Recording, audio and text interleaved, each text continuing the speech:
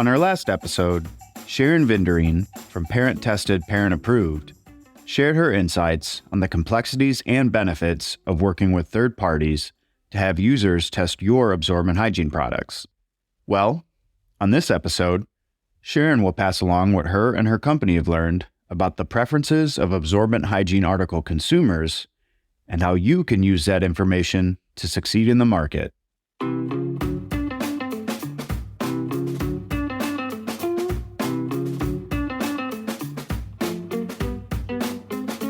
Welcome to Attached to Hygiene, the podcast that enables you to grow your knowledge and influence in the absorbent hygiene industry. My name is Jack Hughes, and my mission is to help you, the absorbent hygiene article producer, design and produce the best possible products to meet the needs of your customers. On today's episode, we're continuing our conversation with Sharon Vinderine about what you can learn from performing user tests of your hygiene products. Sharon will continue to share what PTPA has learned from facilitating the testing of absorbent baby products and what suggestions she has for companies and brands producing baby diapers and pants for today's babies and parents. Now, I guess with all that in mind, with the background of your business model and what parents are expecting and how they're looking for these seals, in the specifics of absorbent hygiene products and particularly absorbent baby products, what are parents looking for in their baby diapers and pants? Number one, does it meet expectations when it comes to leaking, obviously? Because I feel like that is the number one thing that we ask questions about and people are most passionate with their responses about when you read through. So, I'm going to backtrack and add sustainability. Sustainability is really becoming a huge thing, and consumers are looking at it from a variety of different perspectives.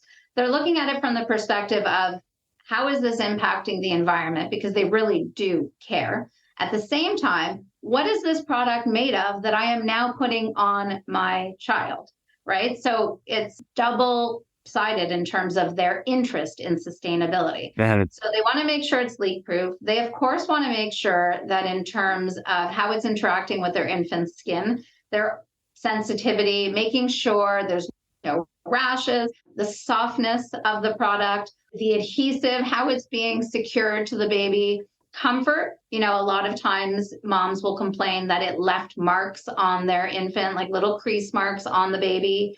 And what I'm finding also is a trend is people wanting diapers that are scent-free because they feel it's just one more way that they could possibly be irritating that very sensitive skin with their infants. That makes sense. And we've heard that from other guests on the podcast. That odor one for sure is a big one, and one that I hadn't thought about previous to some previous discussions. But just like a perfume smell that, may smell good, it's still another added chemical. Yeah, absolutely. Yeah, I would say that those are the key things that mom is looking for. And, obviously price is a huge component, but at the same time, moms are willing to spend more on a diaper that's going to deliver on that lengthy list of expectations. For sure. On the sustainability front, I'm curious. So given that you've been working with your members for 15 years and working with brands for 15 years, I'm curious, has there been a shift in the amount of parents that are willing to take on something as kind of arduous as cloth diapers or even some of the hybrid products out there? Or are you still seeing the majority of parents focusing on, the disposable products that are more sustainable? Right. So interestingly enough, earlier on in my business, I saw a lot more moms wanting cloth diapers than I do now. And I don't know if that's a generational thing, obviously it's a convenience factor as well, but because there are disposable options that meet the sustainability needs of this generation, they feel more comfortable purchasing those products. And something else that was really interesting, we coincidentally had conducted a consumer survey right before COVID hit. So it was actually January 2020. It's right before it hit North America. And part of that survey was around sustainability and the types of products you're willing to pay more for. So what we found was that they want sustainable products, but they weren't really willing to pay much more for it. We did a similar survey, I'm going to say about a year ago, and the results were drastically different. They want sustainable products and they are willing to pay more for those sustainable products because I think, COVID taught us how to be overly cautious, how to make sure the products that we are bringing into our homes, because now we are spending so much more time in our homes, are a healthier, better for the environment, better for your family choice. So people are in certain product categories, including hygiene, and that's whether it's adult incontinence related products or it's infant diapers, they're willing to spend more where before they liked the idea, but they didn't love the idea of actually spending more money. Yeah. Well, and as someone who is passionate about sustainability, I'm glad to hear that's changing. Yeah. I'm curious. So we just had an episode with Natalia Richer. She's a consultant in our industry. They do some testing on their side of products.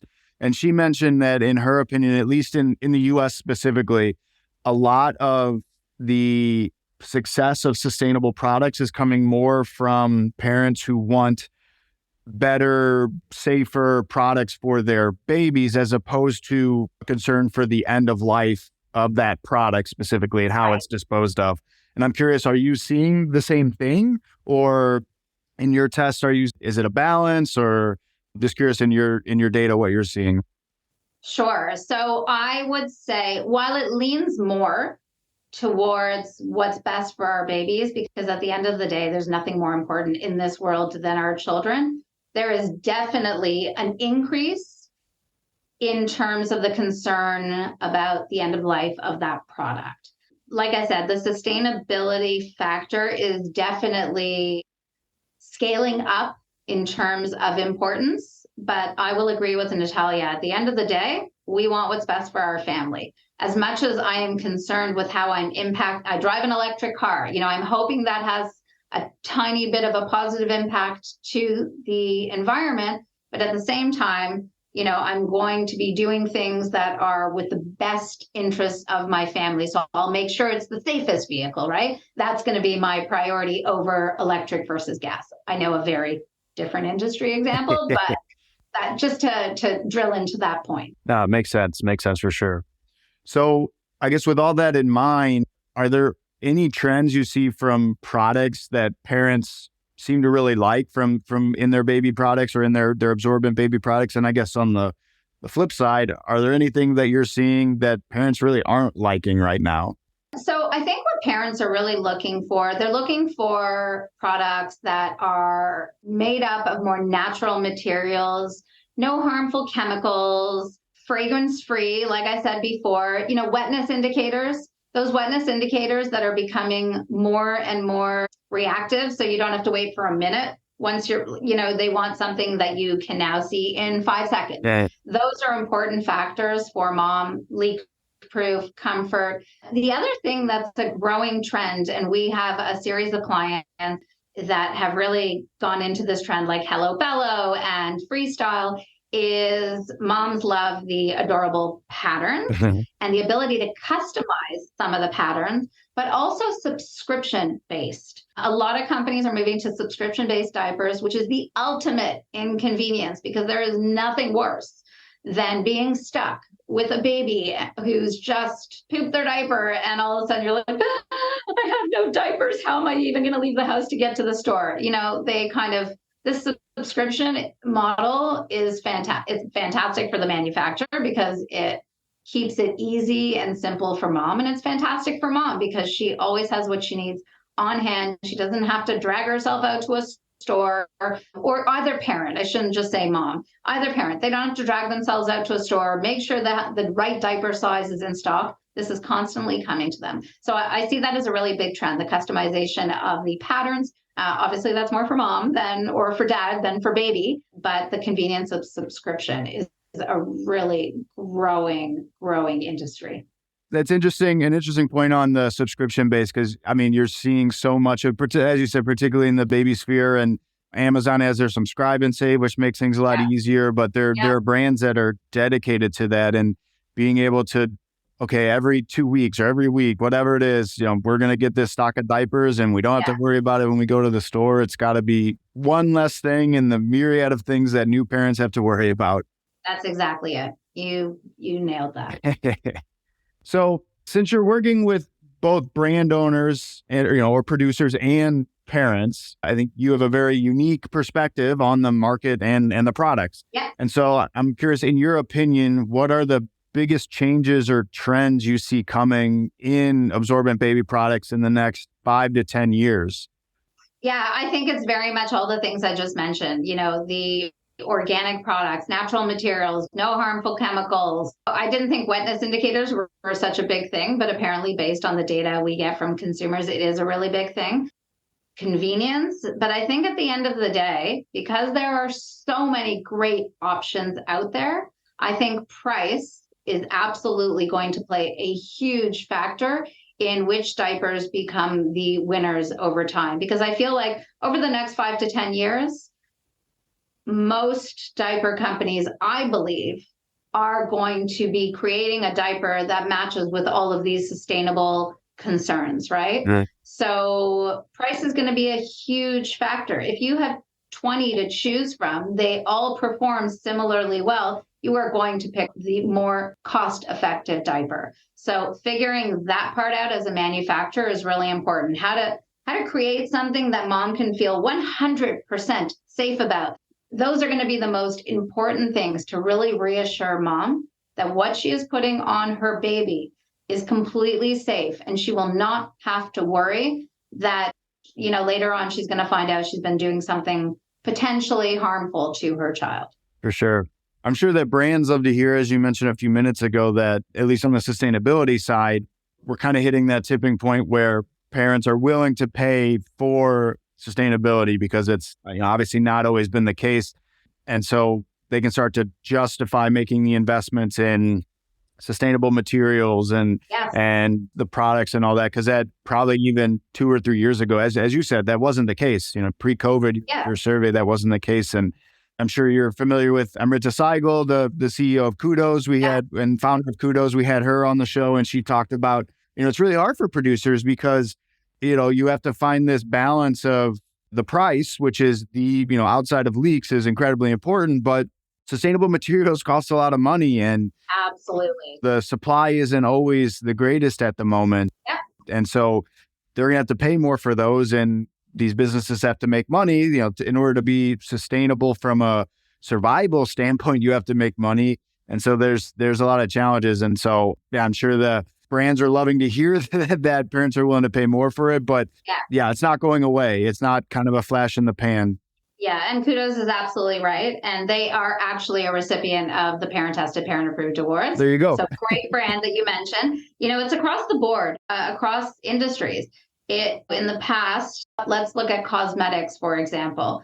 With all of the recalls that have happened in the industry related to skincare related products over the last year, where I would have not even thought twice about buying an inexpensive, let's say, mascara, not thinking about what's in it, I am now much more conscious. I was looking at Sephora this morning going, okay, they have their clean products, and inside those clean products, what does that mean? Is it paraben free? Is it, now this is so much more important to me, because I'm really seeing, okay, this potentially has really long-lasting effects for myself, for the products I'm buying for my teenage daughter. Like, it's incredibly important. So we want to make sure that we're willing to pay more to keep ourselves and our families safe. That's what it comes down to at the end of the day. Yeah. And as you said, our dollar needs to go a lot further now, and it's tougher and tougher to do that. And so knowing that a product is safe, and it's not just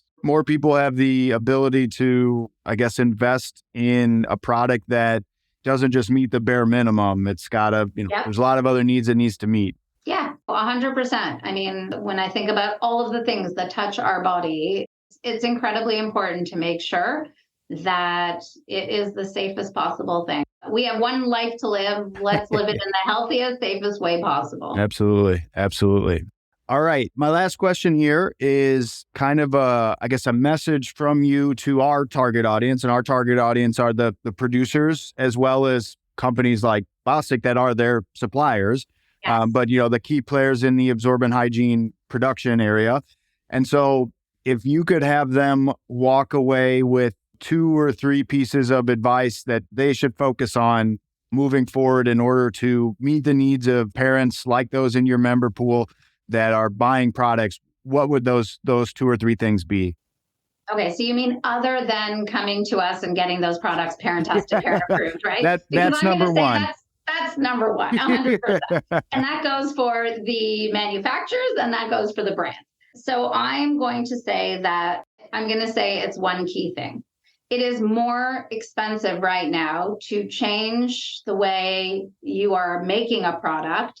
I understand that, and consumers, I think, understand that. But the investment now, I think, will have huge long-term return. So trying to, depending on the industry, retooling a product or the ingredients, the fibers that you are using in your products, that is going to be a game changer. Imagine being able to say, my product is 100% made up of natural fibers, is fragrance-free, is chemical-free, is this, and that free.